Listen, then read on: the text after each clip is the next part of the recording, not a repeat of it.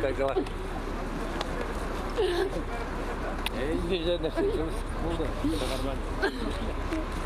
Очрашу шатлыгыннан күзләрдән яшьләр бәреп чыга, тамакка төер тыгыла. Бу кайтучы хәрбиләр өчендә аларның туганнарына да зарыгып көтелгән күрешү.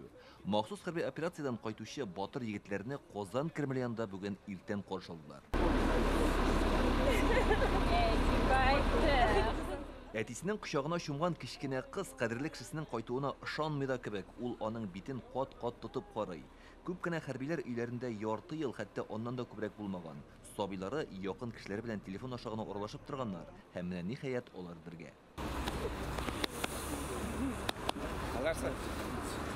Хәрбиләрне каршы алырга хатыннары, туганнары, әти-әниләре килгән. Алар күңелендәге хис кичерешләрне аңлатырга сүзләр генә җитмәй. Бу бик кадерле мизгелләр.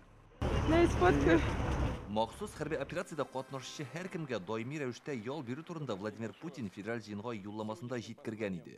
Өйгә кайткандагы юл вакыты исәпкә алынмыйча ярты ел саен 2 атна отпуск бирелә.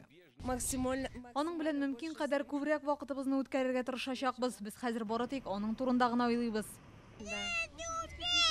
Пожелание нашим бойцам только. Безнең хәрбиләргә бары тик бер генә теләк: нык булыгыз. Хатыннарыгыз, әниләрегез, сеңелләрегез, энеләрегез сезне зарыгып көтә.